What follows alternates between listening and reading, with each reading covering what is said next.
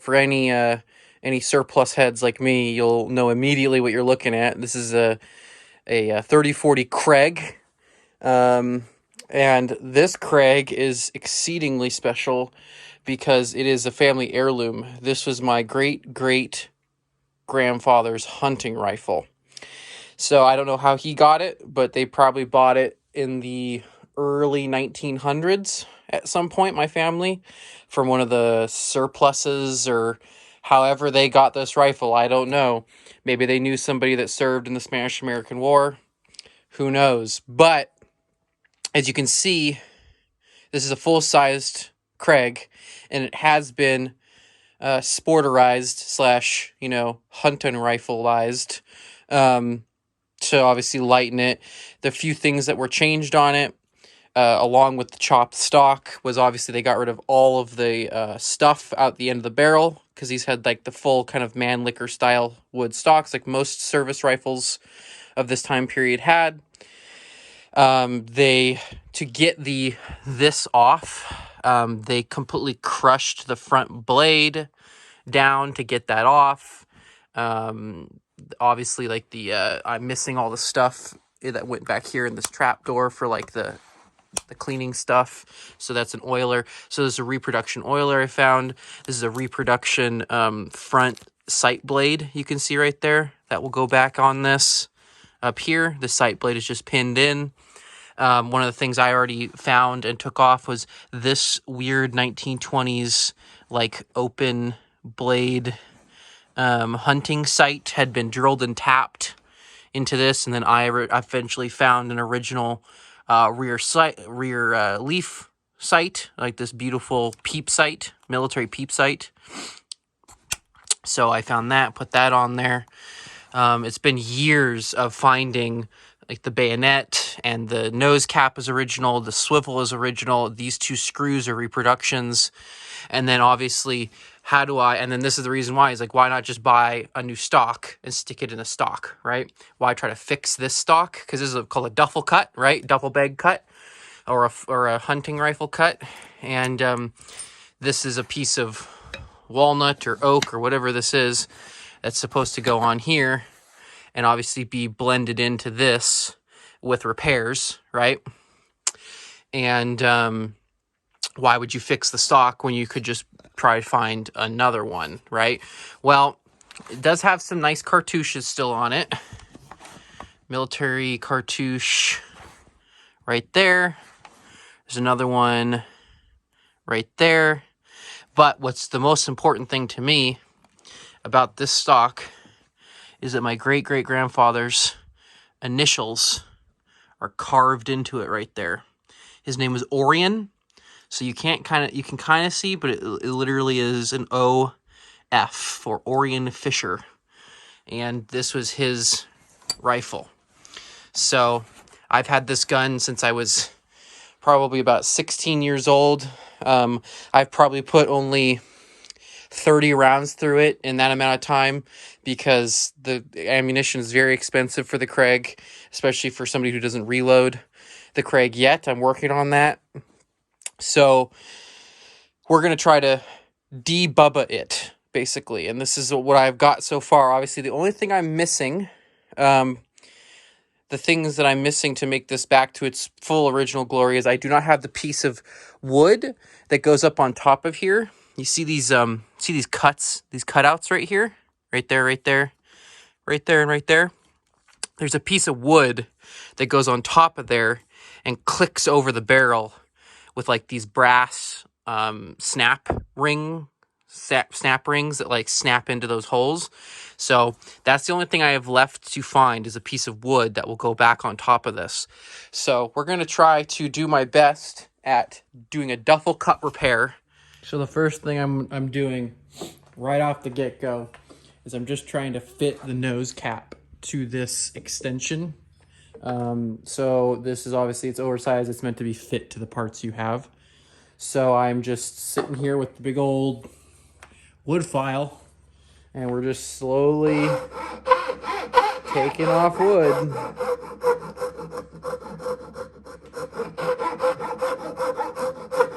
It's a true hand fit. thing I'm doing here. So we're just slowly getting this filed down here. That's all I'm doing until it fits. So this is where I'm at. It's hand fitted on there. It's kind of snug, kind of not snug. Sadly, because it is the nature of a fully hand fit thing, there is some negative space that I've taken too much wood off of some of this. But, you know, I think it's fine. I've done everything else as best as I can. So basically right now what I'm going to do is line this up where I want it.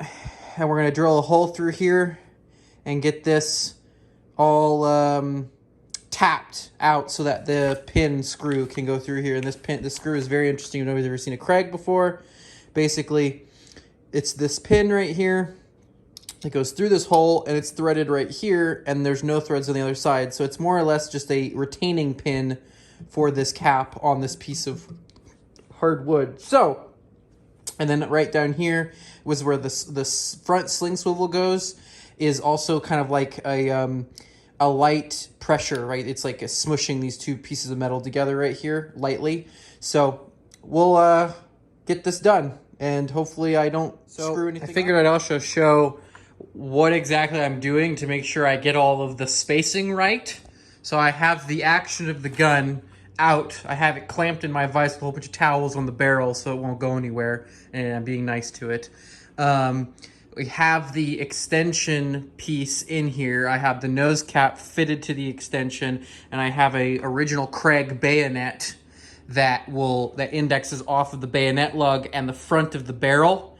And so what I've basically done is created my own measuring device with the bayonet, because the bayonet has a certain length that has to have to index off the front of this and off of this and have it all play nicey.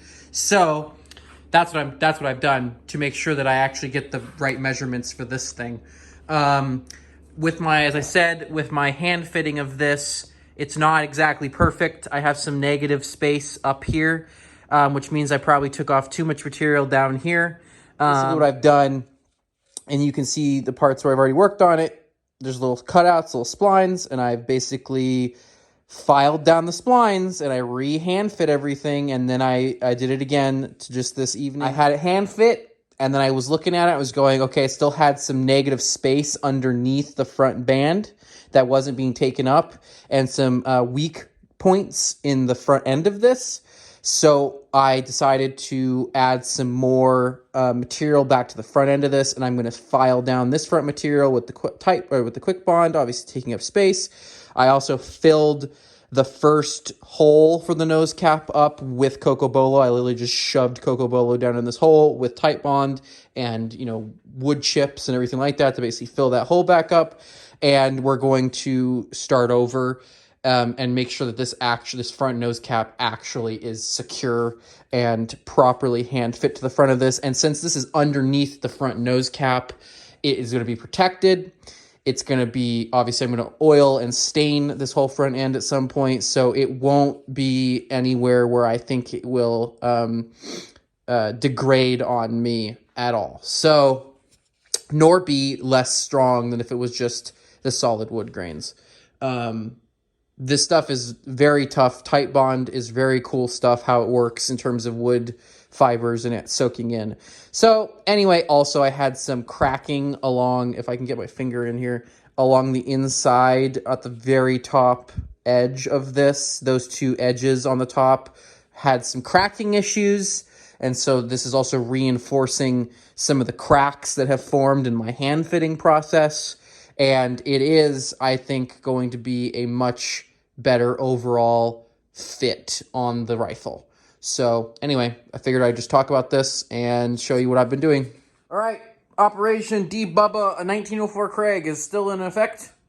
And I have fixed my faux pas. So if you look under here, we no longer have horrible negative spaces in and around the band. The band is in contact with the barrel, and the screw hole has been drilled properly, and it's all coming together. So I will show what I've done. If I can do this one-handed, I might have to get the tripod here. It's all hand fit back. This is all hand fit now properly. This is the capture screw. Take that clamp off. Pull this forward. I guess leave it where it is. This is now actually like tight and it hurts to move. Ouch. So there's that. And then here is all the work that was done on this. So, you know, it's not my best work, but again, I've never done this type of thing before. Hand fitting this much stuff is kind of annoying. So it is what it is. And it does work. So there's that. You know, there's that. All this is properly hand fit together. So, and I actually have wood underneath where I need to have wood supporting this nose cap. And the pinhole works and everything is functional. So, now obviously this can't move once this is actually permanently attached because the front sight blade keeps this nose cap from going off the front of the gun. So I'll have to get good at actually taking this apart.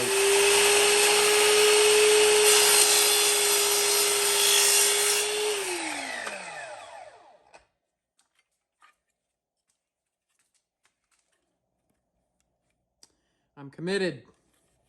We have cut the original stock. So there we go. So I effed it up. I effed it up. I effed it up. It's too short. I effed it up. I measured off the wrong thing and I effed it up. So, pain, suffering, misery, learning experience. Yay, more work I didn't need to do. I can fix it. Like I fixed the front of this. It's just more work I didn't need to do because I'm a dumbass. So, this is a piece of hardwood. I think I'm going to cut a chunk out of it to make a spacer for this. So annoying. And then I have to go to the hardware store and get the things I'm missing. So, pain, suffering, pain. So I did it. So I'd also checked, this is black locust, so it's very hard. My saws did not like it. So here it is, a chunk of black locust with I couldn't use my Coco Bolo, which is right here. I couldn't use my Coco Bolo because my Coco Bolo is cut skinny. So the end grain is this direction, going this way, not this way. That's the end grain. So I didn't want to put that in there with the end grain facing up. That would be not right. So I basically had to process out this chunk of literal fire. Like this was in a pile of hardwood in the backyard. So I processed out a chunk of black locust and it's in the grain is going this way. So now that's going to be my spacer. Yay. I love extra work. We're going to do this. I'm really praying right now that I don't screw it up more, but we're going to do it. So here we go. So basically we're going to put a pilot hole in this side. I'm going to try to cut it in the middle in terms of in the stock. Make sure that that's actually exactly where I want it.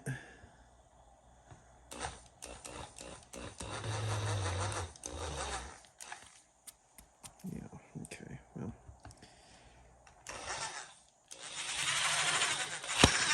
Okay, that wasn't tight enough in here, I guess. I'm trying not to break anything further.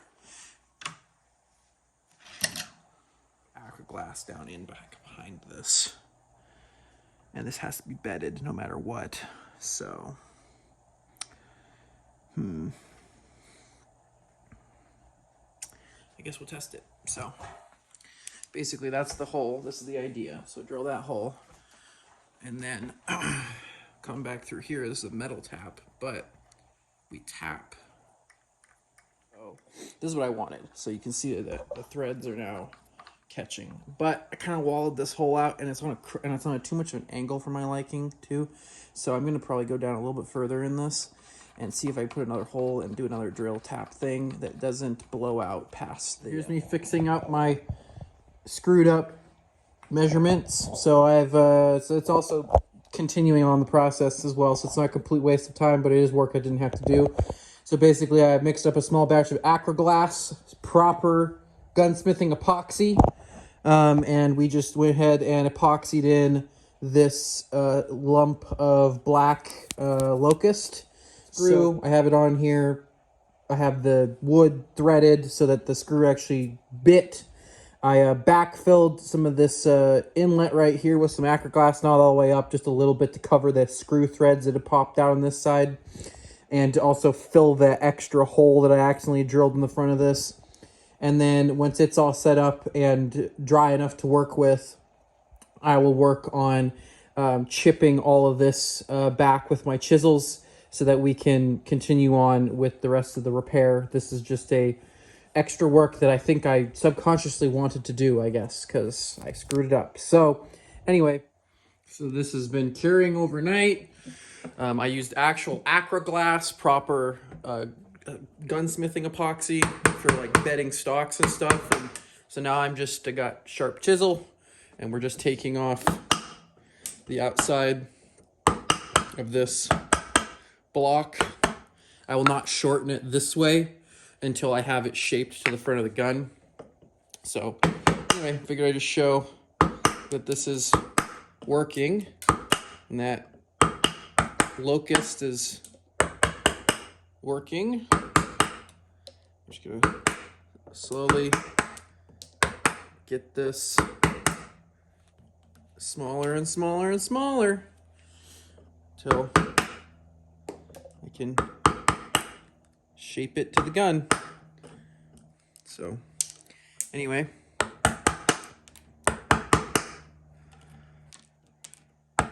extra work I didn't need to do, not something I really wanted to do, but I'm a dumbass, and this is a lesson for anyone who wants to do this, to measure 8,000 times and make for damn sure that your measurements are actually correct.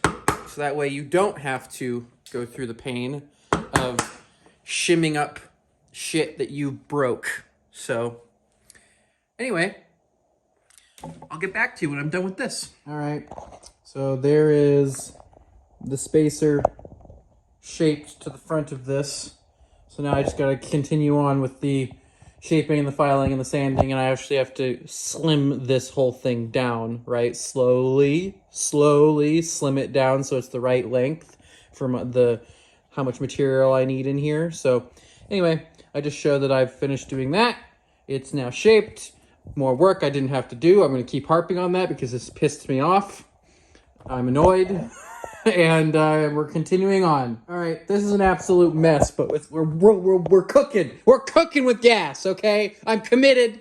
This is fucked at this point, but I'm committed. So here we go. So the first pin I did down here, this metal one right here, it was too low. So therefore I had to cut it off. And so now it's the right length. So this is the right length. So I have it out to the end where it's all the right, it's proper, right? So then I just have these two little nails in here as anti, this direction, so it can't move this direction. And then I just cut this, giant construction screws head off and did another hole right above that other metal one.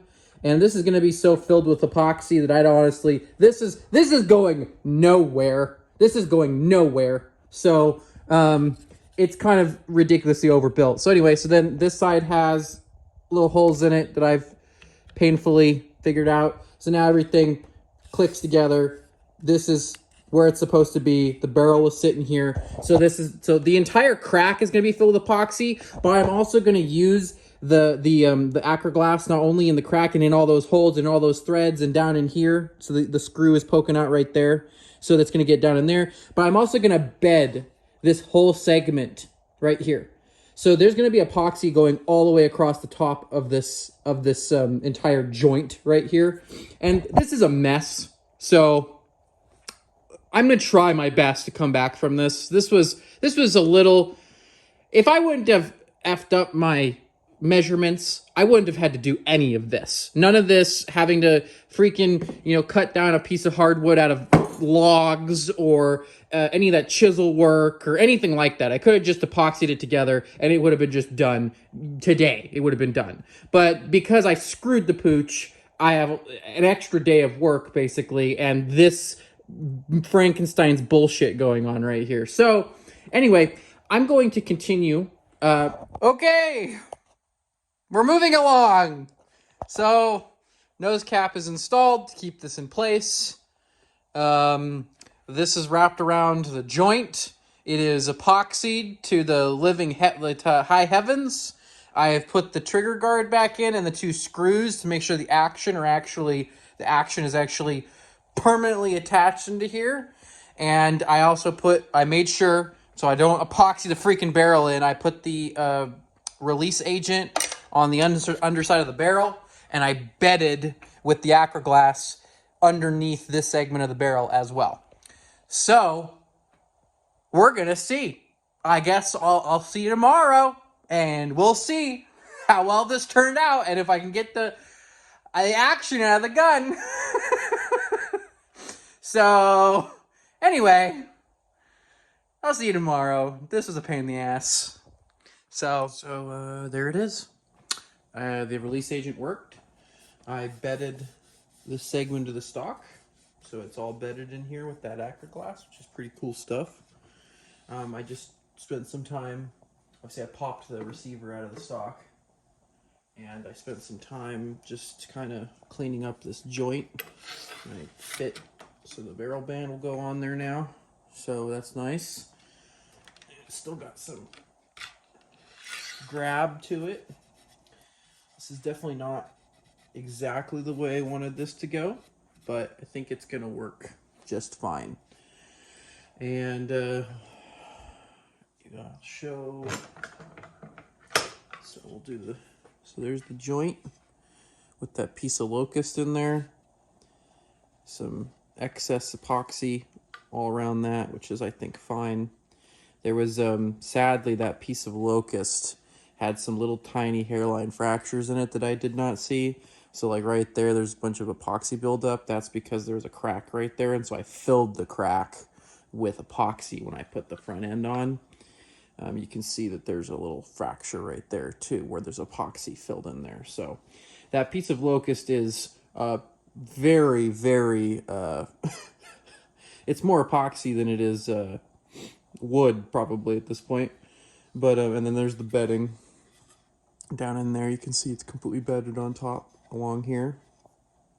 I did not get... There's still some of the threads showing from that screw, so I might fill that with a little tiny baby batch of epoxy. Just mix up literally like a teaspoon of it and throw it down in that hole so it just makes sure that doesn't go anywhere for real. But yeah, we're back to being one piece of wood again, I think. And of course, I'm not going to be super mean to this, but if it does break, it breaks, but I don't think it's going anywhere.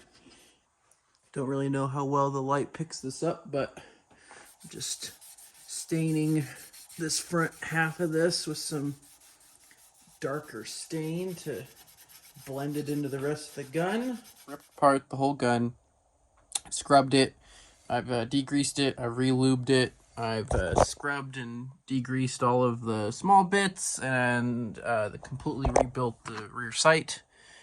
Took it apart, ripped it apart, put it back together, relubed everything, degreased everything. We're just basically cleaning it so that it can be, because it's never been cleaned. In all the years I've owned it, it's never been cleaned, and it probably hasn't been cleaned for 50 years before that. So we're cleaning it. Anyway, so one of the last things we're doing is replacing this front sight blade that got totally trashed over the years. They to get this front band off, they just smushed down this front sight blade. So with a hammer probably. So I'm just trying to get it out of there. I had to make a custom punch because this is a 1/16 punch and it's too big. So it needs like a 1/32 or something. So I had an extra 1/16 AR punch and I just decided to cut it down and then I just used some sandpaper on it and chucked this up in a drill bit and just slowly took it down until it would function the right way without wrecking this this hole. So we're just trying to get this pin that holds this front sight blade out of this front sight tower. And slowly working it out. Hopefully it's actually... That is the original sight blade, a replacement sight blade, and that little tiny pin. So we're just trying to tap this back in here.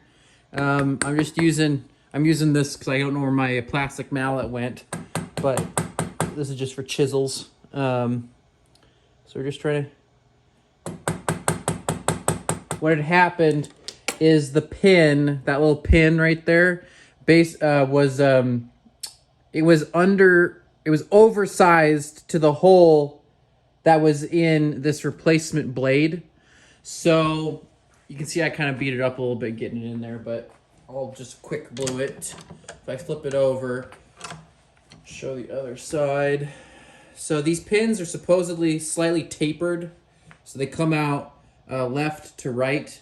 So this side you can see somebody had been smacking on this side. I'm guessing that they tried to get it out from this side, not the other side originally, because this side was mushroomed out pretty bad.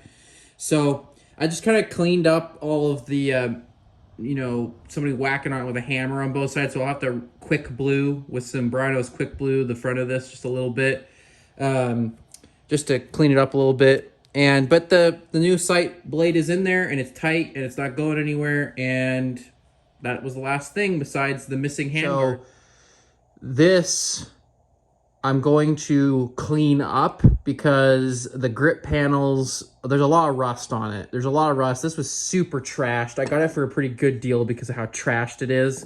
And it still functions, but it's just rough. So I'm going to take the rivets off, get the grip panels off, clean the grip panels up, clean all the metal up as I can, and then we're going to make some rivets by hand and re-rivet the handles back on and put this back together. So I know some people are going to probably gripe at me, but rust is bad. We don't want the rust. So, and this is, as I said, doesn't have its scabbard. It's missing. It's not the one that goes to my gun. It's just one I found. That was a good deal. So I'm going to try to clean it up a little bit. Why we take things apart. So that's under the grip panels. And this is me just kind of cleaning it up. And this is so rough that I'm just taking my wire wheel to it. And we're just going to scrub it on down and put it back together. So this back here, I didn't know if I could get this apart. It works fine.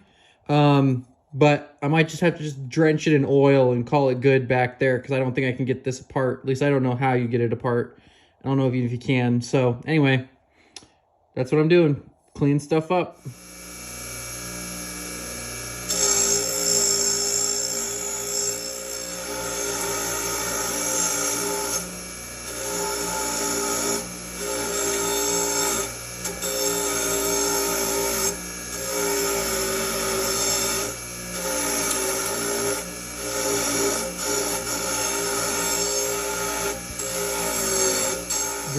Just grinded down the heads of these rivets. Got these little metal washers that sit inside, they're inletted inside the grip panels. This grip panel was being held together by hopes and dreams, so a little fleck came off of that side. So I degreased these two pieces of wood and I've cleaned them as best as I can, and then I just glued that little chip back in place and let it sit there and just chill. I've just taken this to my wire wheel and just wire wheeled it as best as I can, clean all back on here. So then we're also going to, I'll show you a trick I do on metal things that I learned from restoring old bicycles, and we'll move on from there. But anyway, yep, this is just white distilled cleaning vinegar from like a like restaurant supply store or but it's like industrial grade cleaning vinegar, and it says cleaning vinegar, and it's white. I didn't have any. I just used what I had, which is I had some apple cider vinegar. It's going to do the same thing. Apple cider vinegar is just food safe, so it's not as high in acid. So basically, what the vinegar does is it eats rust, or it converts rust. So what I've done is just soaked this in apple cider vinegar. I obviously don't have enough to completely submerge it, so I'll just flip it over, you know, let each side kind of sit and soak, and then scrub it down with just a wire brush, and the rest will go away. And then after that's done, I'll WD-40 it to get rid of all of the water out of the cracks, and then after that, we'll degrease it, re-lube it. Maybe I'll think about re-bluing some of this, but we'll see. Okay, so here's the thing out of the soaking, out of that vinegar soak. You can see that even though there's a whole bunch of really bad pitting, the rust is no longer in the pits. So I have one of the scales on here, just test fit. Cleaned up the scales a little bit. Anyway, so now we're just quick blue the entire base of this. Leave that silver, since that was silver. And we're gonna go on from there. So I re-dipped these in stain to give them some more, to give them some extra drinky of good stuff for the wood. And this is silver. Cleaned it up, taped it off. We quick blued with just some Brownell's oxide blue stuff, and I gave it a little rinse in some cold water, and then hit it with a whole bunch of PB Blaster back here, or no, sorry, not PB Blaster, WD-40 back here in this mechanism to chase any water out of there, and then also covered it in a nice film of grease. So it's now greased up, re-blued, and looking pretty ding-dang beautiful for how beat up it is. All right, we're out here by the pond, and you can hear in the background. We're just gonna do a quick little walk around this thing. So I'm calling it done for now. The last clip you saw me messing with and rebuilding the bayonet, so there it is. I just put some brass screws in it to hold it together for now as placeholders. I'm kind of done working on that for now. I'll figure out how to make that look better later, but I'm good for now. And other thing, I had to shim out this rear band. Underneath here is a copper shim. I just made it out of a piece of sheet copper I had, because this was a little in my hand work on this area in here. It became a little loose, this band, so I just shimmed it with a piece of copper. And then, you know, moving back here, it's all, you know, basically, as I said, the only things I'm really missing are that piece of wood that goes up and around that rear sight tower. So I even sourced back here, I have the cleaning rods and oiler that I sourced back there. So the sling, it's been on the gun since I've had it when I was a teenager. And it's, I think, the original sling or something very close to it. I think it's a 1907 sling, but it could be the original sling as well. I don't know. But yeah, original sling. Got the Bayo, got the front nose cap. But there you go, just a little, there you go. And then we're gonna go shoot it, so stick around. Here we are, Bubba Krag. I'm gonna just load her up here.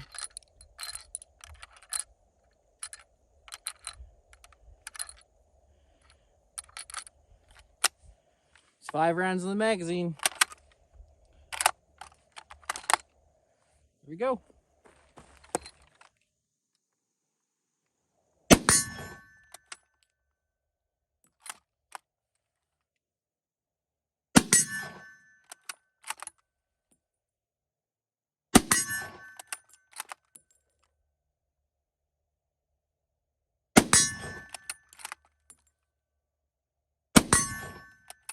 So, how I would personally rock and roll this thing if you were in the Spanish-American War or World War I, because I think that a couple countries used this in World War I, is you obviously would load your magazine up here. Come on, get in there. Just dump those bad boys right on in there. 5 rounds. And then, is that all of them? Nope, I can get one more. Get in there. Okay, that's 5. And then you turn your magazine cutoff on, right? And then it's not going to cycle out of the magazine. And you either have your extra rounds in like on your bullet belt bandolier that I know that they issued these with, or like in your mouth, or even just in your offhand. Because how I think I'd probably use this thing if I didn't have a bandolier, I'm trying to find one of those, is I'd load this sucker as a freaking breech loader. If I didn't have to use my magazine, if I didn't have to shoot fast, I just breech load this thing.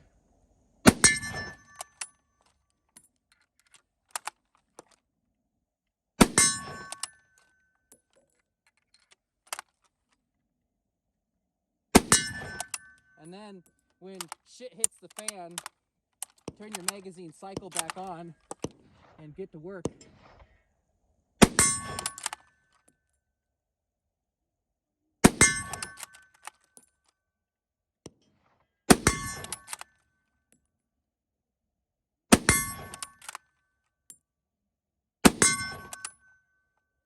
There you go. So, pretty fun project. Thank you for watching. Thanks for hanging out. And see you in the next one.